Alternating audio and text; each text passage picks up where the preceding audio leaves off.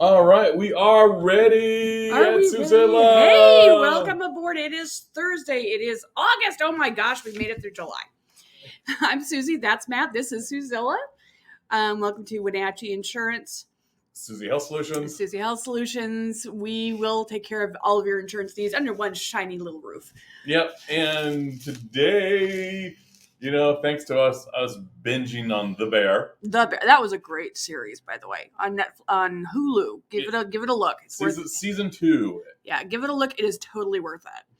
And I've actually talked to some high-end chefs who it triggered PTSD in them because it was so accurate. Well, and it's kind of important because it was really watching the cousin's journey, not Carney. Can't think of his name.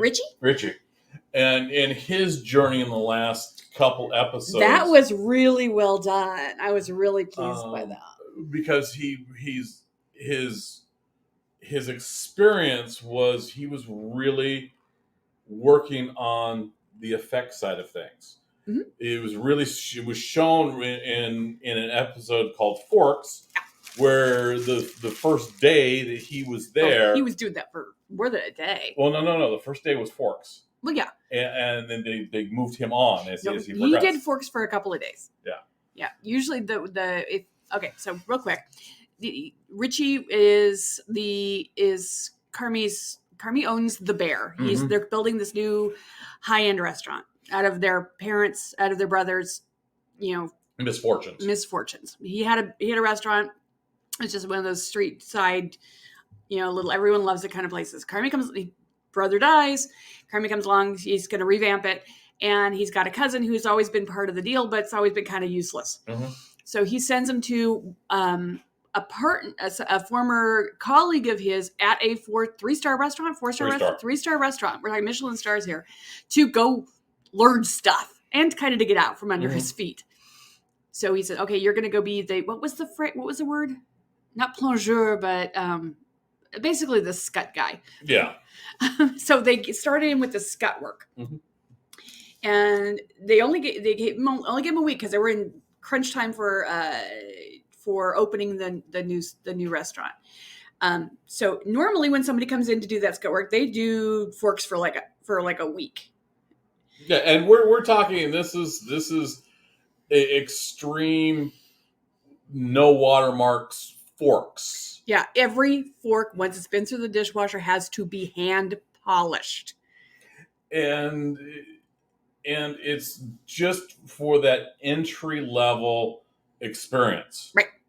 And they were producing, but as he went along, he moved and he shadowed, and he was able to move into directing customer flow at one point, and he could see the wonderful qualities of affecting people because he was a people person. He was, and it was it gave him,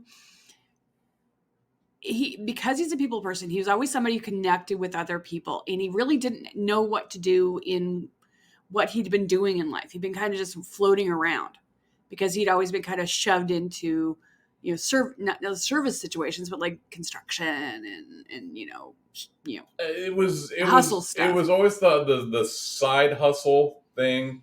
Mm-hmm. The family was extremely dysfunctional. Oh yeah. It had difficulty expressing themselves in positive manners. Mm-hmm. And at the same time, he knew that there was always something better. So he was always trying to move forward. Right.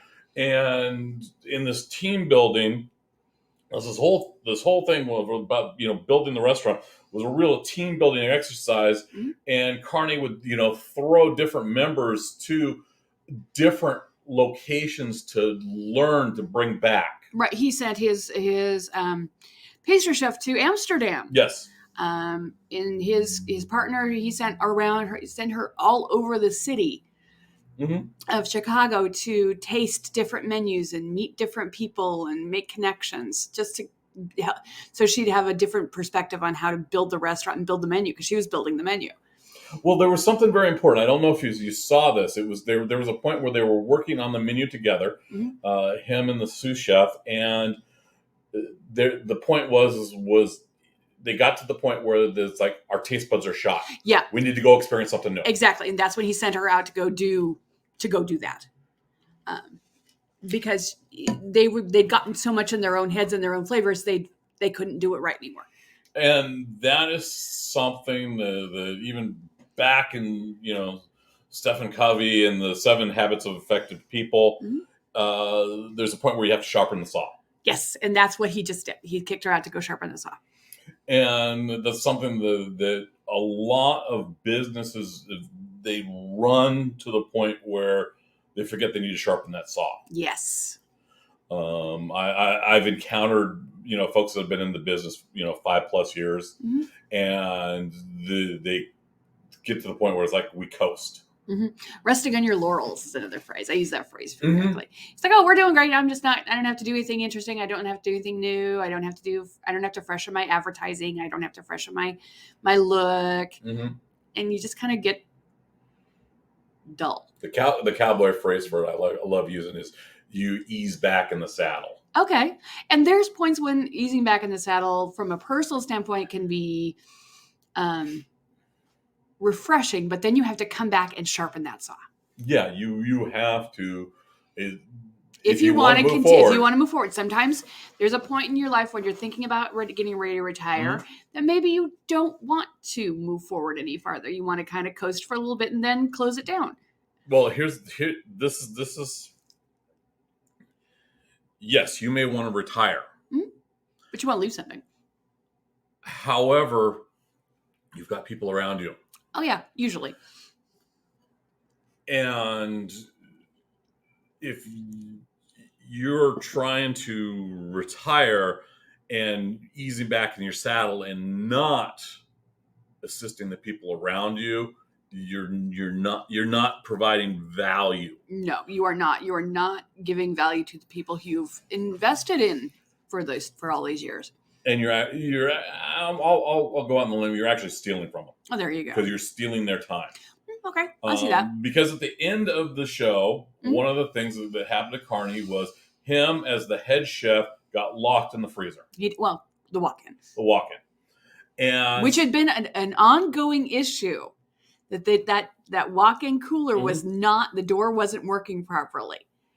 Yeah. And it never got addressed. However, that really pointed out on the need to build the people around you. Mm-hmm. Because I've seen a majority of things that have one leader, one agency owner, one key person, mm-hmm. and when they fall, the whole thing falls apart. Oh yeah. Mm-hmm. And if you really want to build a legacy, you can't do that. Now, when Carmi got locked in the walk-in, the team did fine. They did. They excelled, and at the same time, that was the moment he began his journey. Exactly, and that leads to what's going to happen in season 3, which I'm fascinated as to how they're going to build that. When he was not on the line, when mm-hmm. he was not being chef, mm-hmm. and everyone knew, okay, he's stuck. We can't get him out, mm-hmm. which actually turned out to probably be a very good thing. Mm-hmm. Is Sid, the sous chef, she shifted into his role. He moved Richie into mm-hmm. her role, and everybody just kind of went over a step. Yeah. And everybody had been trained to go over a step. Yeah. There was quality cross training. There was quality communication, and that service, after a very short period of time of a teeny bit of chaos. Well, it was a little more than a teeny bit, but there was a bit of chaos because it was a very first time they'd been running the restaurant. Yeah. Once they got settled back into their new roles, it flew, and they got through it, and they got through it with grace and accuracy. No, it was a friends and family night, right? So they weren't so they were looking for problems. That's when you look for problems. You look to extend. Theater's got a friends and family night. Mm-hmm. I did that for you when you first came on. We wanted to get you some nice softball customers to work through some of your bugs. Absolutely. And that's one of those things that's important to do when you're bringing in is that friends and family moment. Because you don't want to give the worst nightmare customer ever, No, or the worst critic ever, because you're gonna lose your person if you crush their soul that early. Yeah, because I mean there are this is a brutal industry. Last year, the customer service component for a bunch of the call centers struck over not being able to have a half hour per person. Yeah, they were being forced into hard sells and hard fast sells and squish more people into their shift. And the thing is it's not a sales position. No. By definition, they're doing customer service. It's not a sales position. However, the powers that be were using sales metrics, which is not fair. And it's not. It's like saying, "Oh, hey, you know what? You can produce this at a quicker rate," and it sacrifices some of the required languages. It might sacrifice comprehension from the customer. Oh, absolutely. And it's one of the things that we've really kind of flipped in our industry on head is we want our customers to understand. Yeah. That's literally the effect that we're looking for. Yeah, when you're working in a call center situation, you don't have time to answer questions. And inevitably someone's going to have questions, and you have to, you find yourself on a clock, and if you've got somebody who's asking questions, you can't offer that level of a service. Well, yeah, they're in the affect moment. They're in the verb to correct a situation. Right, they're affecting the situation. And where an effect is, customer understanding. And that's the really two big differences. If you go into, and we went into it really hard, it's like we want a customer to always understand their product. Yes. It's not, you got 5 minutes to make the sale. No. It's a very complete different mindset. Another one we did, and they talked about it there, was the argument over tips. Yeah, to tip or not to tip. That's a big argument in the restaurant industry right now. It is, because it's starting to shift, particularly with the Gen Z has they tip less. Yeah. And, some attribute it to a lack of disposable income. Some espouse that it's kind of a BS standard of the employer not providing enough for the employees. Yeah. So it's kind of one of those situations that's very in flux right now. It also has a tendency to vary from state to state, because some states, their law says that they have a server minimum wage, which is below the state minimum wage. I mean, you can literally be paid $2.35 an hour, and then your money comes in on your tips. Oh, there's some of those states that you can work for tips only. Yeah, exactly. And that's bizarre. Washington State, it's minimum wage plus tips. Yeah. When I was younger and foolish, I figured tips was just extra little bits for doing good things, not realizing that it had become a primary source of income. One of the things that I think has created some issue with tips is the fact that everybody's asking, you're seeing tip requests in places where you probably shouldn't be seeing tip requests, in my opinion. Well, it's weird. It's a very class situation. And I mean class in the whole feudal lords of Europe type garbage. Yeah.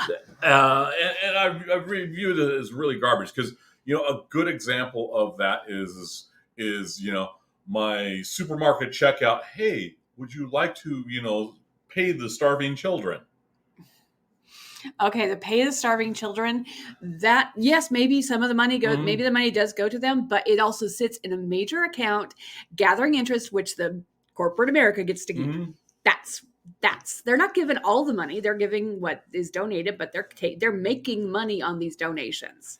Yeah, and then they got to stamp their big corporate name to it. Exactly. We're so awesome. Yeah, it's really disingenuous. And you get some big burnout on those. Yeah. Big burn. People get to the point where it's like going, "Why are you asking me? Stop asking me." Mm-hmm. That's why they started putting it on the automatic thingies, because they were requiring the checkers to ask, and people were just laying into them. Well, yeah, because of the burnout. Well, it's not because of the burnout. It's like, what is the effect that they're looking for there? What's the effect that the grocery store is looking for? What is the effect the grocery store is looking for with that campaign? They are looking to be seen as a community supporter, to be a charitable organization, even though that's not really the case. Yeah, and instead of, this is the grand effect of, hey, we're plugged into the community. It's, hey, we're just asking for more money. We're not taking what we made and putting it. And one of the things I've seen a lot in different industries, and it's really confusing out there, is healthcare. Well, we got to end for-profit healthcare. And I've started asking the question, is like, well, what about the social benefit corporations? They've been in play for over 10 years. The majority of the people that say we got to end the for-profit healthcare don't know what a social benefit corporation is. Well, no, that's a relatively new. I mean, we didn't know about it until this year, so. That's because we got into it. However, we're also not wailing at massive change in the system. No. We haven't, done all the nitpicky research. And I found that just fascinating. It's just like, well, what about this? Yeah. And just the kind of the blind, take an axe to everything when you can reshape things. Yeah.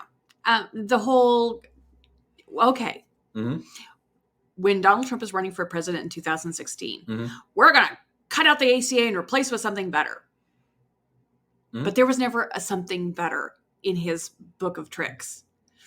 When you say, let's cut out for-profit healthcare and go single payer, okay, great. Give me a plan. Show me how this could work. Don't just say it. Do it. Work it out and show me, and then we'll talk. But that's not what's happening. Well, it's a great example was that 2016 election there was something like 6 different Medicare for all plans. Yes. Slight variations on everything. And some of them had some possibilities. Even now, we've got a plan in Washington State to go to a single payer system. And you start looking at it, and they've got some really serious customer service issues. Because one of the things we've seen firsthand with the PEB program, which is the state employee the Public program. Employees Benefit Board. Yeah. They've regulated so their one customer service office is in Olympia. One. And it's a walk-in, first come, first serve basis. If you're lucky, they're open. So yeah, you can't even set appointments and be there that day.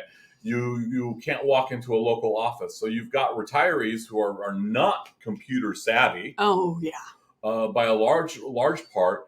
And you're kind of expecting them to watch videos online and make their best decisions with no human interaction. Yeah, with no guidance, with no one to ask questions. Because, the question might be answered, but where do you find it? I have been through that website. It's terrible.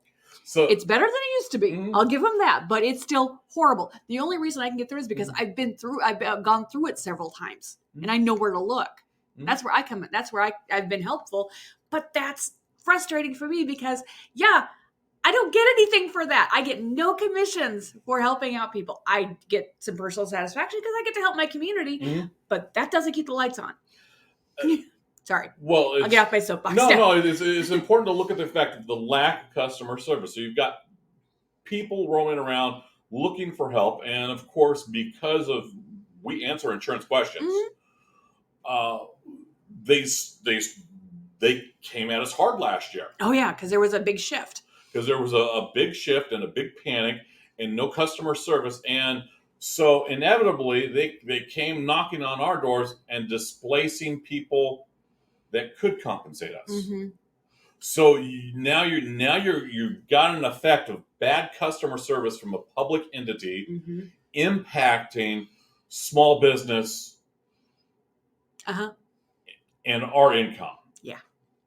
And that was really frustrating for all of us. Mm-hmm. Especially since, you knew about this, that there was a rumor going around that I was getting paid by them. I didn't hear that rumor. Oh, yeah. I quashed that as quick as I could. I was like, no, I'm not getting paid anything for this. Yeah. And I make sure that every PEB enrollee knows that I am doing this out of the goodness of my own heart. Yeah. And it really is, because there's this weird, I guess it's a demand. Yeah. It's a service demand. And I saw this earlier of the, it's rude to tell someone it's not your job. Yeah. And that is really, it's hard for me to do that. Well, no, this is something that's very important.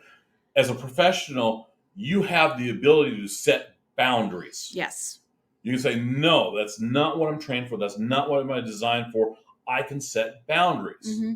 However, this unrealistic expectation of, no, it's rude to say it's not your Mm-hmm. job, is stripping that away to minimum wage customer service. Yeah, you're not that wrong. You've got zero power. It's like, okay, I want the manager in the back. Yeah, the employees are not empowered. And I worked at a couple of places where they say that the employees are empowered. Yeah. And then there was even some support of that. But when you make a decision and you answer a question or solve a problem, trying to solve a problem, and the answer, and then the manager comes up behind you and totally reverses it, makes you look like a total heel and makes them look like a hero, that's really hard on the morale. Well, having had that happen personally repeatedly. There's more to it than that. Oh, there's a lot more to it than that. Because you're creating an effect where your front line is seen as liars and without power to assist it. Exactly, to affect. Yeah. Yeah, exactly. And so people have gotten in the habit of just skipping over the front line. That's where the whole, I need to speak to your manager. Yeah. You're creating an environment that empowers the Karens of the world. Exactly. And the nasty ass people are embracing that with both hands. Mm-hmm. And because they know if they scream loud enough, they're going to get their butts kissed and get some sort of fun little gift card. Yeah. And that's bad training. You're training people to bad behavior. Yeah. You're rewarding bad behavior. Yeah. And literally, as a parent, you never want to do that. No. And that's exactly what we're doing. And that's another reason why I got out of retail. Yeah. Because I was exhausting. Oh, you have to wait more than 10 minutes for your prescription. Here's a $15 gift card. Sorry. Yeah, it takes time to do things. It takes effort to do things. Sometimes there's problems. Communicating with the customer usually helps a lot. Sometimes you're going to get somebody where they just don't give two rats, and they will fight tooth and nail and yell and scream and until somebody gives them a present. Mm-hmm. It's like, how wrong is that? Well, yeah, we got to get into that.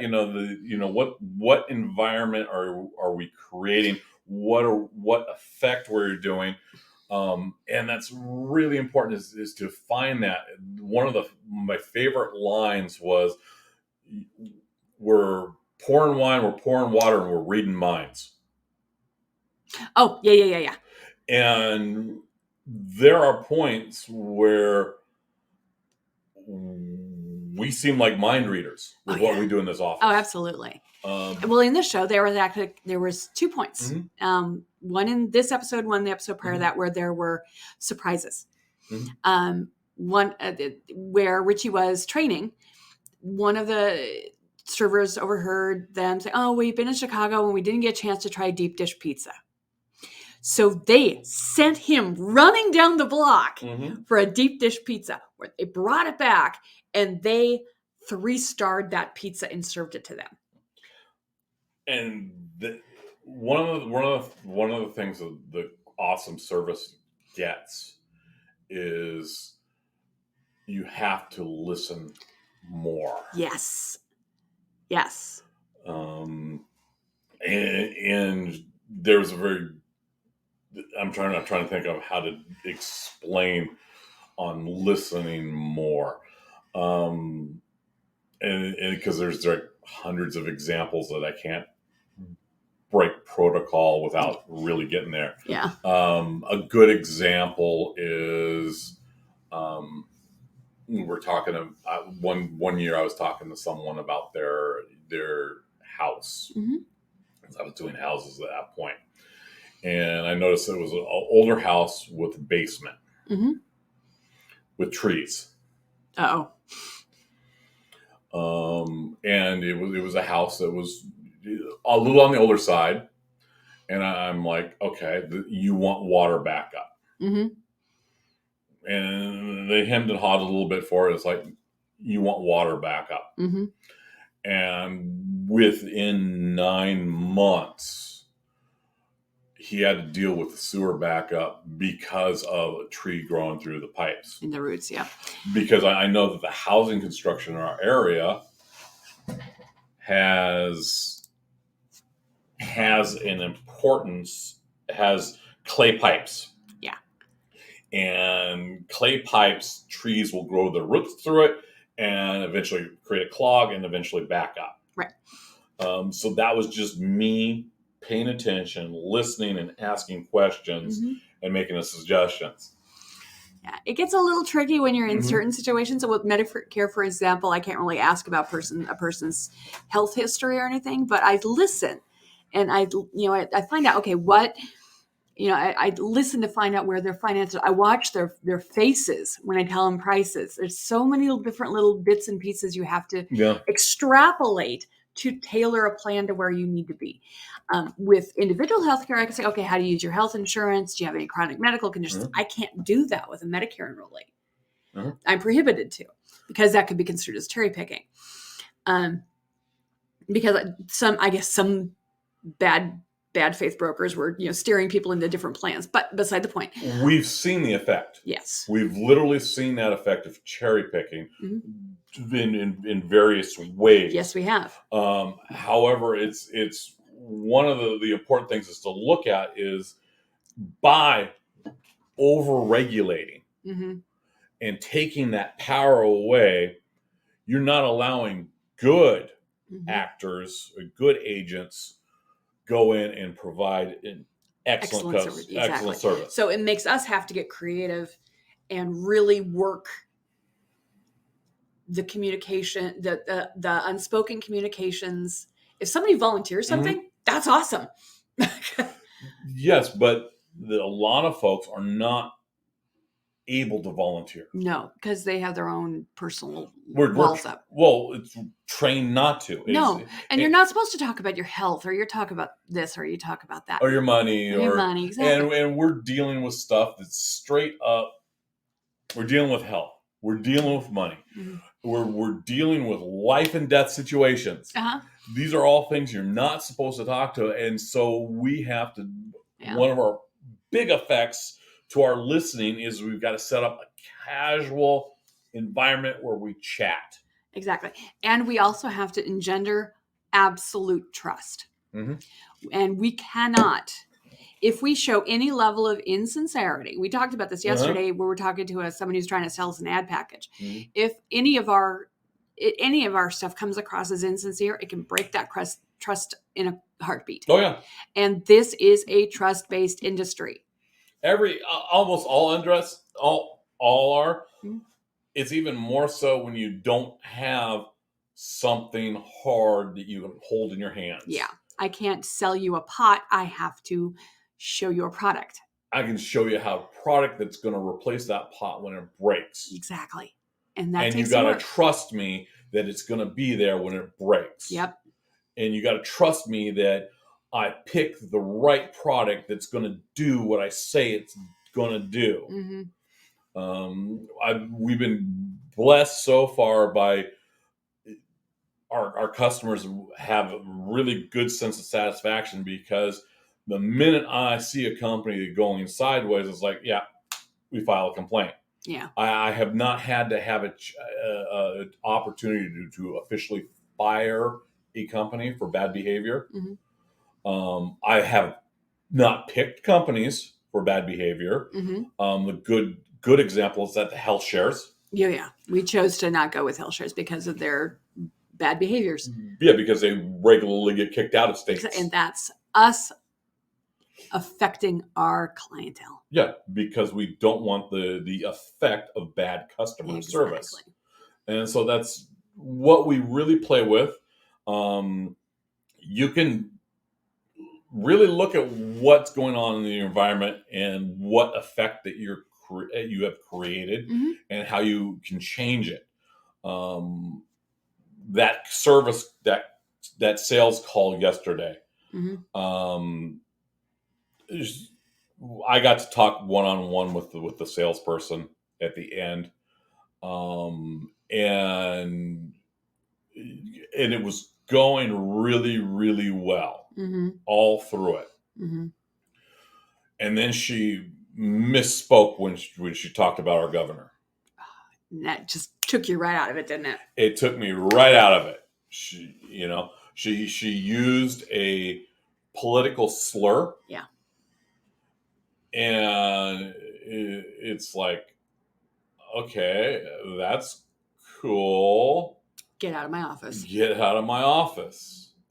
So when you do that level of slur, that to a governor or a president, I don't know on what sort of slur you're going to talk about me behind my back. Exactly. And it doesn't empower me to want to spend money in your direction. And that's where we're getting to. It's like,